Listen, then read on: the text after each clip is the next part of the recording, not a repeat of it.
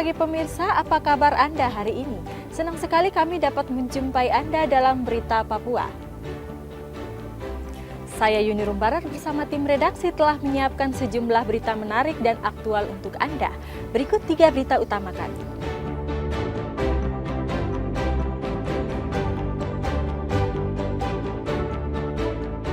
Kesal dengan suami karena tidak menafkahi keluarga, seorang ibu rumah tangga di Kabupaten Sarmi tega menganiaya anaknya hingga tewas.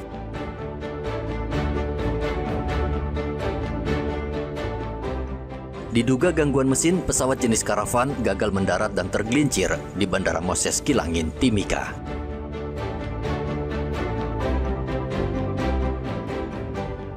Internet di Merauke dan Timika putus, pengusaha warung makan keluhkan minimnya pendapatan.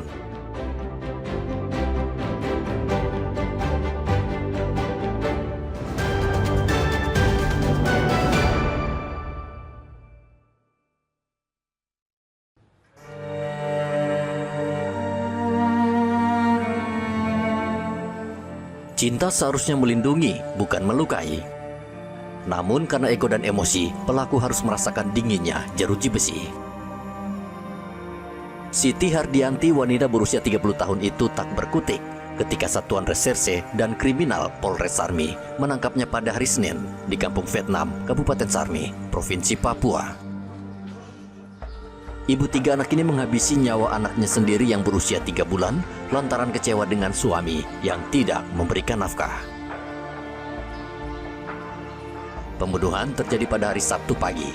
Pelaku membekap mulut dan hidung anaknya hingga tidak bisa bernafas. Setelah itu, pelaku mengubur jasad korban di halaman belakang rumahnya.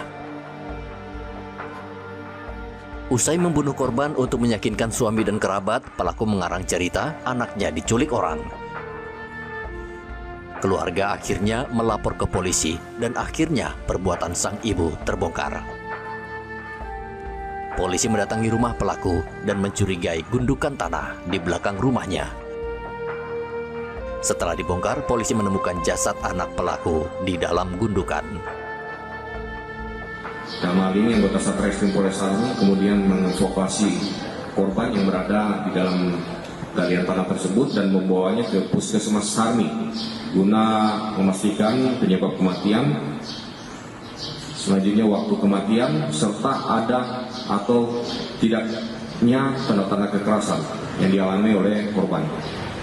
Berdasarkan hasil penyelidikan dan pengembangan terhadap keterangan para saksi, penyidik berhasil menemukan bukti permulaan yang cukup, termasuk barang bukti yang ditemukan di lokasi kejadian. Dari hasil tersebut diketahui bahwa terduga pelaku adalah ibu kandung korban sendiri. Kini pelaku mendekam di ruang tahanan Mapolres Sarmi dan dijerat dengan pasal pembunuhan dengan ancaman hukuman penjara 20 tahun. Arthur melaporkan dari Sarmi, Papua.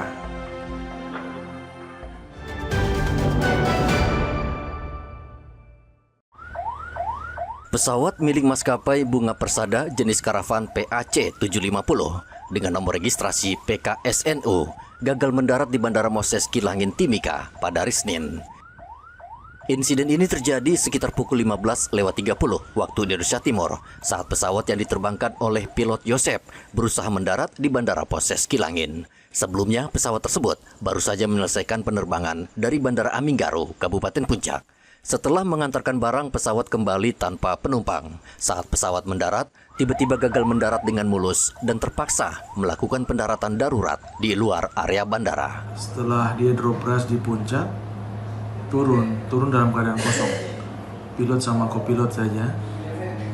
Setelah pas mau landing, informasinya dia sudah hubungi ke tower bahwa ada sedikit problem di mesin pesawat. Setelah dihubungi ke tower, itu sudah yang mengakibatkan pesawat gagal landing. Untuk korban tidak ada, dan kemarin langsung korban dievakuasi ke hanggar untuk diperiksa. Pilot Yosep berhasil dievakuasi dengan selamat. Pesawat tersebut masih berada di lokasi kejadian menunggu evakuasi lebih lanjut. Dari Mimika, Papua Tengah, Igobat Momolin melaporkan.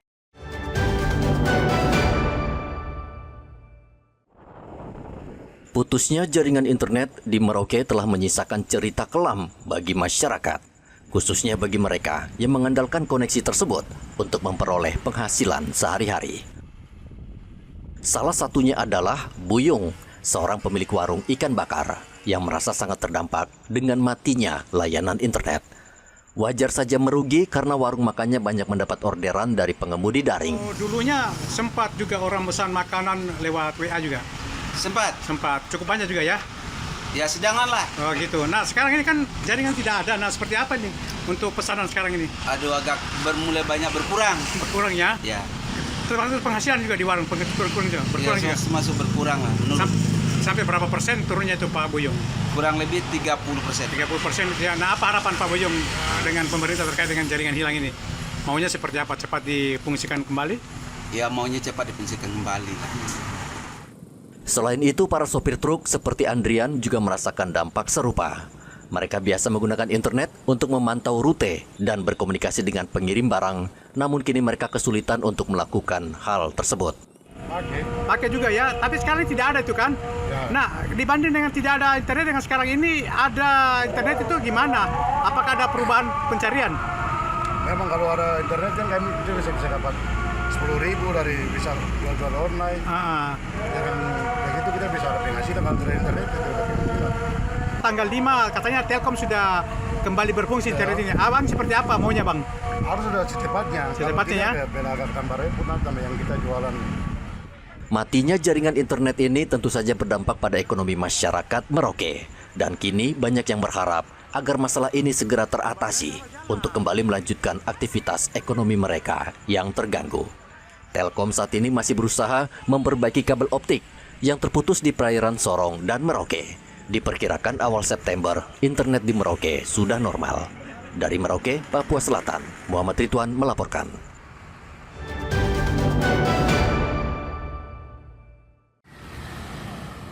Akibat terputusnya kabel optik di perairan Sorong Merauke berdampak ke Kabupaten Mimika. Sejak 16 Agustus lalu, warga Mimika kesulitan mengakses jaringan internet. Untuk mengatasi kesulitan ini, Polres Mimika membantu warga menyediakan internet merah putih berbasis satelit. Terdapat 3 lokasi yang telah disediakan posko internet secara gratis, yaitu di Polres Mimika, Polsek Mimika Baru, dan Polsek Kuala Kencana. Kita sudah siapkan untuk yang statis itu ada 3. Tempatnya di Mako Pelayanan Dalam Kota, kemudian di Mako Polsek Miru, dan di Mako Polsek Kuala Kencana. Untuk yang mobile kami siapkan 2. Nah sementara sedang berproses, nanti dari Satlantas dengan Satintel akan melaksanakan untuk wifi mobil gratis ke masyarakat. Jadi ini kita membantu masyarakat karena kita masih terkendala jaringan internet ya di wilayah Kabupaten Mimika. Kami juga sudah koordinasi dengan Telkomsel bahwasanya untuk 3 alat itu yang membantu dari manajemen Telkomsel.